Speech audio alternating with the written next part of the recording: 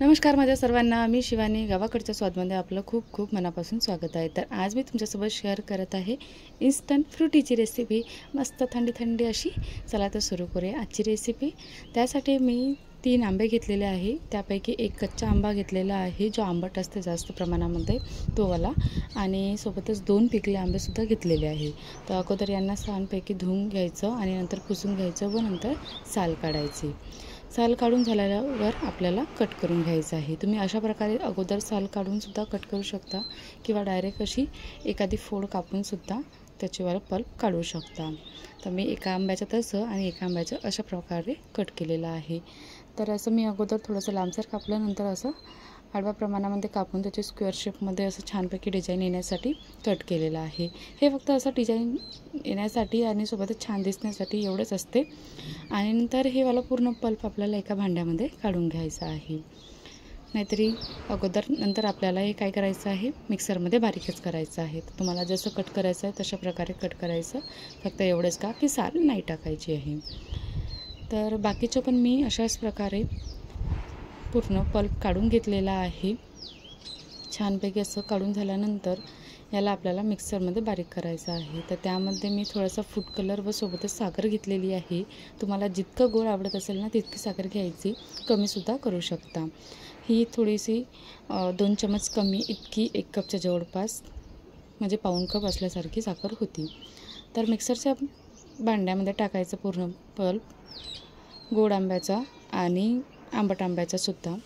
यामध्ये जो खट्टा आंबा आहे हा तुम्ही जास्त प्रमाणामध्ये थोडासा आणखी घेऊ शकता, पण हा जास्त खट्टा होता म्हणून मी कमी घेतलेला, म्हणजे एकच घेतलेला आहे.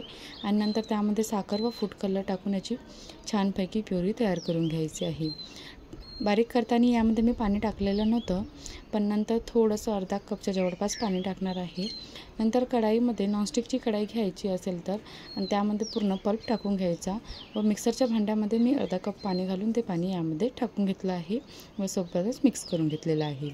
आणि गॅसची फ्लेम ही अगदी लो टू मीडियम ठेवायची, हाय करायची नाही, नाहीतर थोडंसं जळल्यासारखं होऊन जाईल. तर लो फ्लेमवर याला शिजवून घ्यायचं आहे, जोपर्यंत ट्रान्सपरंट होत नाही तोपर्यंत.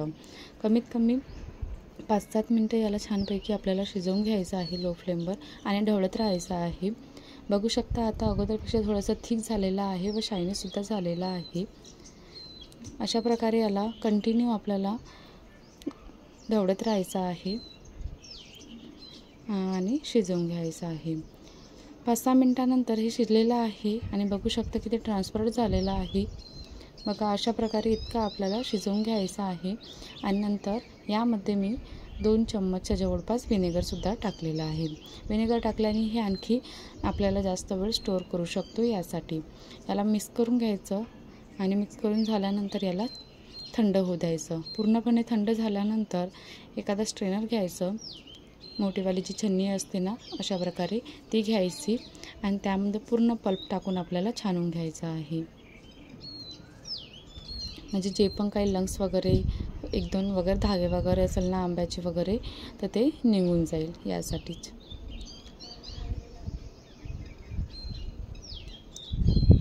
अशा प्रकारे पूर्णपणे छानून घ्यायचं आहे. छानून झाल्यावर बघू शकता किती मस्त दिसत आहे. तर आता ह्या स्टेजवर आपण याला स्टोअर करू शकतो. तर एखादी बॉटल घ्यायची छानपैकी, काचेची भरणी वगैरे, आणि अगोदर तिला स्वच्छपणे वाढवून घ्यायची आणि नंतर त्यामध्ये हा पल्प पूर्ण फिलअप करून घ्यायचा आहे. याला आपण 2-4 महिने स्टोअर करू शकतो फ्रीजमध्ये. आणि जेव्हा पण बनवायची असली ना तर 1 कप पल्प घ्यायचा. आता हा कमीत कमी 1 कपच्या जवळपास होता, तर त्यामध्ये मी 3 ते 4 कप पाणी टाकायचं आहे. आपल्याला जितकी आपल्याला गाढी हवी किंवा पतली हवी इतक्या प्रमाणामध्ये. तर मी 3 कपच्या जवळपास पाणी टाकलेलं आहे. यामध्ये बघितला गेलं तर 4 कप टाकणं पडते, म्हणजे 1 कप प्युरी आंब्याची, म्हणजे 1 कप फ्रुटी आणि 4 कप पाणी, असं याचं मेजरमेंट असते. बट तुम्हाला थोडीशी घट्ट आवडत असेल ना तर कमीसुद्धा करू शकता पाणी. तर मी यामध्ये 3 कपच्या जवळपास पाणी आणि 1 कप प्युरी घेतली होती आणि फ्रुटी तयार करून घेतलेली आहे. तर ऑलमोस्ट फ्रुटी तयार झालेली आहे, मस्त थंडगार अशी. यामध्ये आणखी एखादा बर्फचा स्लाईस टाकून मस्त खायचं, प्यायचं आणि एन्जॉय करायचे. कशी वाटली आजची रेसिपी? आवडली असेल तर कमेंटमध्ये सांगा आणि बनवून बघा आणि माझ्या चॅनलला सबस्क्राईब करायला विसरू नका. थँक्यू.